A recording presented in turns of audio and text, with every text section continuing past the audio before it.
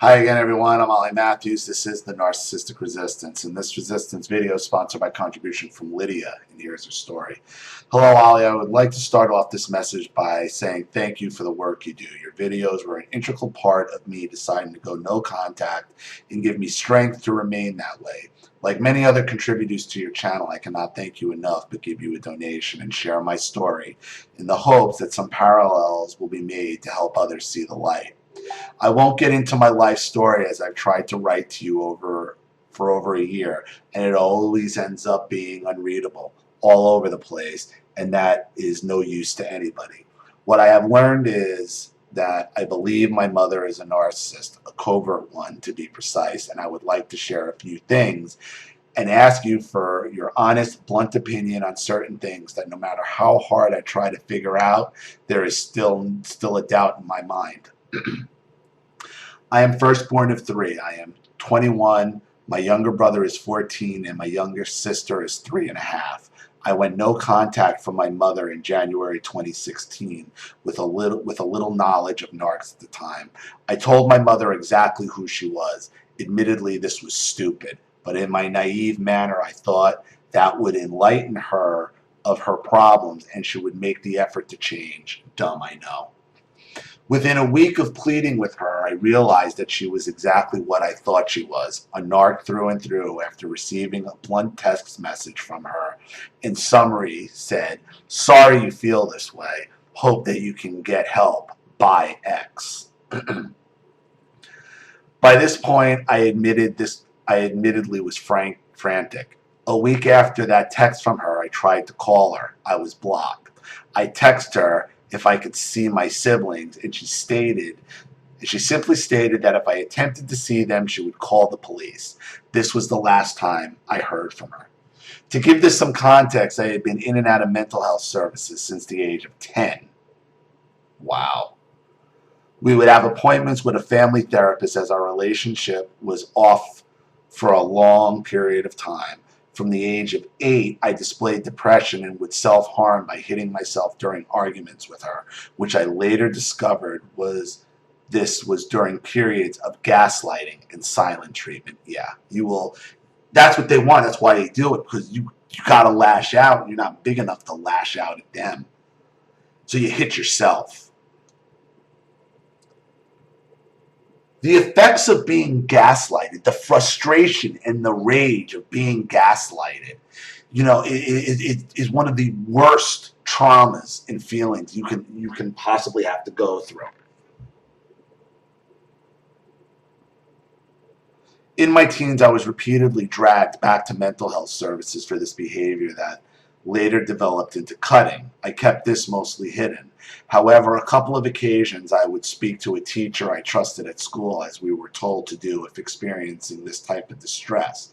This would only result in being screamed at when I got home, after the teacher informed my mother, as was their duty to do so, being dragged to a doctor appointment and being reintroduced to the mental health team. I have to say, each time this happened throughout my teens, I was told by the mental health team that I did not need any further support after my initial appointment. I was always grounded for several weeks and forced to strip once a week so my mother could check for new cuts, and I'm sure she enjoyed all of that. When I was 17, I attempted suicide by overdose, and I don't want to get into it as not I don't want to get into it as not to seem woe is me. But this landed me in a hospital for a total of 9 months, and for a long period of time my mother was too distraught to visit or even speak to me. At this time my sister was conceived. I'm trying to replace you, huh? I will attempt to write another letter in the future about this if this letter is deemed useful enough for a video. But a lot of messed up shit happened during that time in the hospital.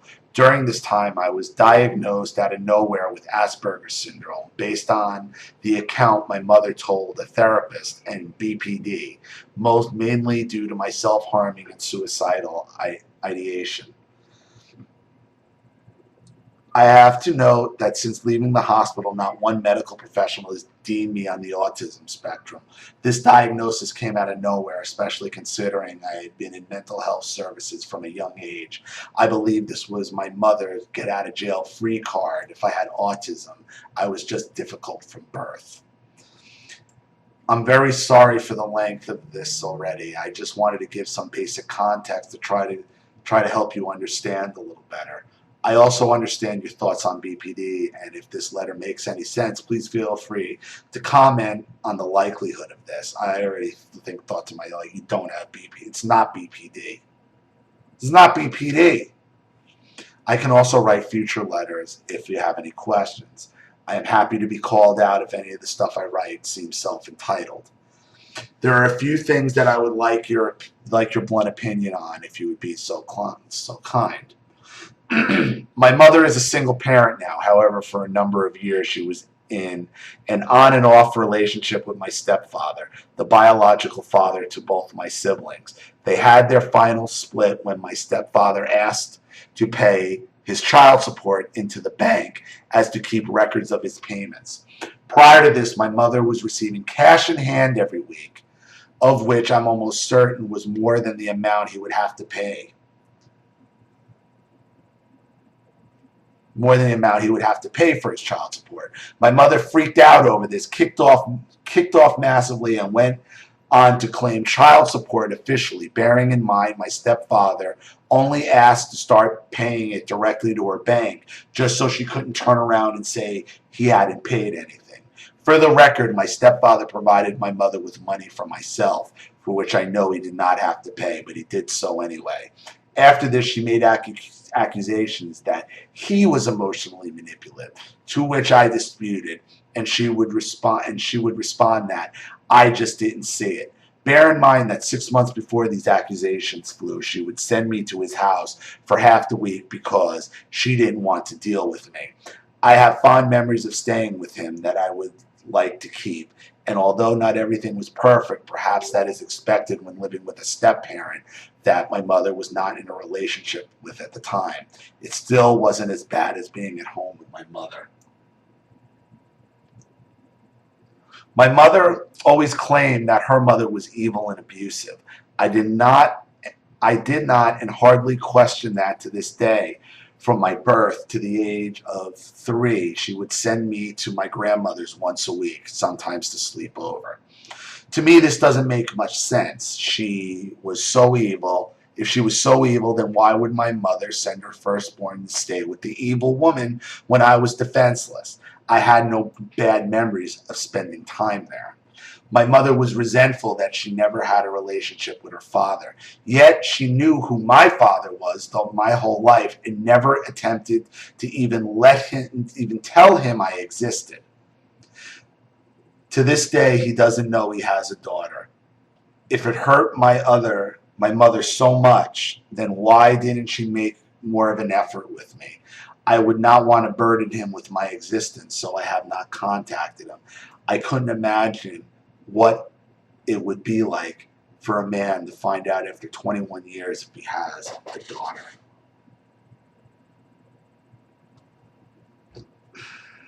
And you wonder why you were cutting yourself and suicidal? He has a right to know he has a daughter, and you have a right to have a father, to give him that opportunity. This is all you carrying around. What, you know who your father is, and he doesn't know who you are? That's crazy. I am the black sheep. It was only after no contact I realized that this was in both the figurative and literal sense with me. My mother and my siblings, who have the same father but different to me, were white. Not to make this all about race, but I am mixed race and visibly different from the rest of my family. That makes sense. And here we have another mixed race child that just doesn't fit in anywhere. Did my mother do this on purpose to set me apart, or am I looking too far into it? Just thought the irony was too strong. I think that probably has a lot to do with it. I returned back from the hospital only to be kicked out 6 months later following an overdose. My mother kept me heavily sedated, and I was expected to attend college full-time straight after being institutionalized for 9 months. I could barely concentrate, and my mother had given birth to my sister, which meant her miracle pregnancy drug, which was what I like to call it, as she was calmer while pregnant, had worn off, meaning I had received the brunt of all her shit. One night I called an emergency number I had been given for crisis, and the police showed up as it was the fastest response.